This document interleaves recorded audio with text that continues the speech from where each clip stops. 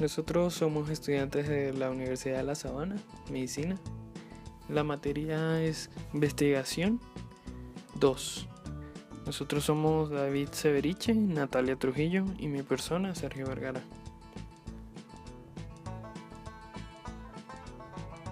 Nosotros vamos a hablarles sobre casos y controles. Vamos a hacer un estudio en el que se hace una comparación entre los casos y los controles. Entonces, hablando de casos, el caso, ¿verdad? O los casos que se estudian son un grupo de personas con la enfermedad o desenlace en estudio, a las cuales se divide entre con factor de riesgo y sin factor de riesgo.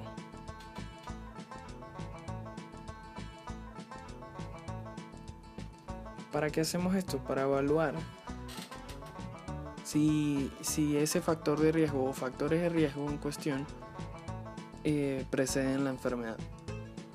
También tenemos un grupo control, que es un grupo sin enfermedad o desenlace en estudio en esas personas. A este también se divide en sin factor de riesgo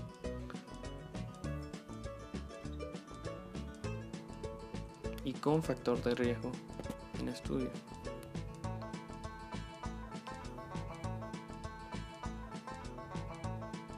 Habiendo una mayor precisión al comparar entre controles los casos. Hablemos de las características. Entonces podemos decir que son un estudio observacional, analítico y retrospectivo, ya que nos permiten evaluar personas que ya han tenido la enfermedad.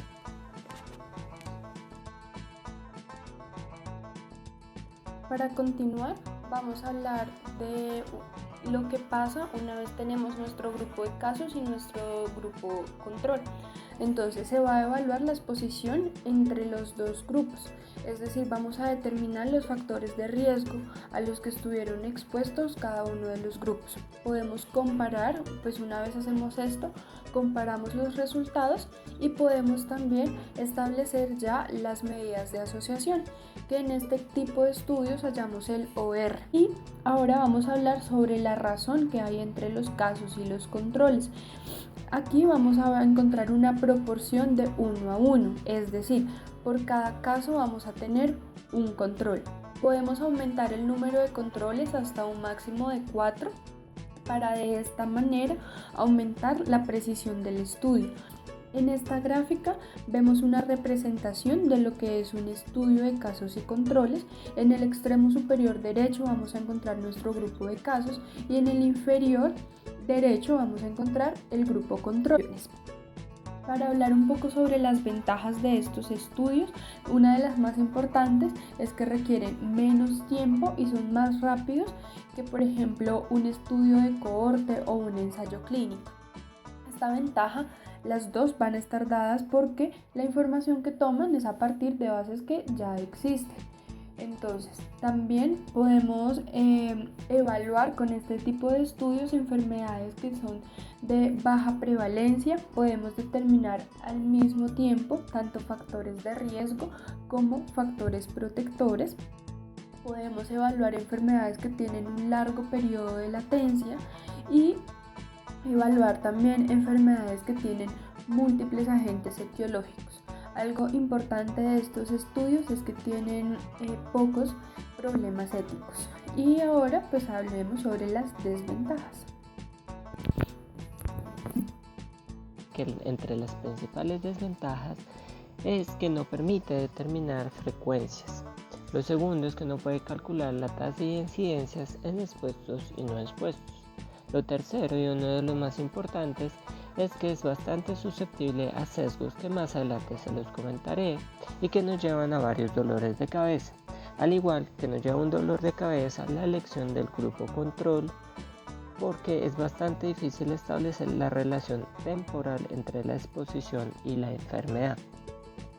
Ahora bien, ahora sí pasando con respecto a los sesgos, vamos a tener que el sesgo más frecuente que se presenta en este tipo de estudios es el sesgo de la memoria, y es que los sujetos o los pacientes hacen detalles o detallan muy específicamente cosas que no tienen que ver con la enfermedad o simplemente no se acuerdan de sus exposiciones.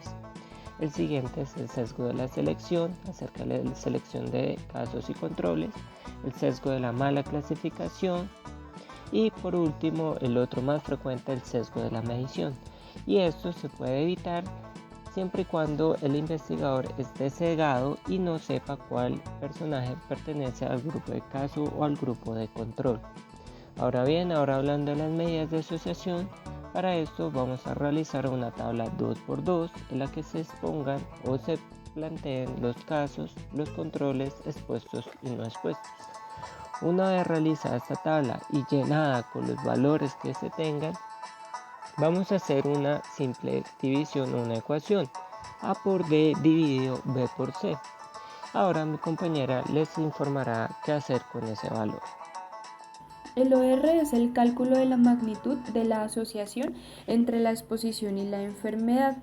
Y el OR nos indica cuántas veces más riesgo tienen los casos de haber estado expuestos. De lo que es un estudio de casos y controles, en el extremo superior derecho vamos a encontrar nuestro grupo de casos y en el inferior derecho vamos a encontrar el grupo control. Una vez tenemos los dos grupos, entonces vamos a hacer una revisión en bases de datos, en todas las historias clínicas y vamos a determinar los factores de riesgo a los que estuvieron expuestos cada uno de los grupos. Luego de esto vamos a comparar ahí sí las historias y podemos ya dar unas conclusiones.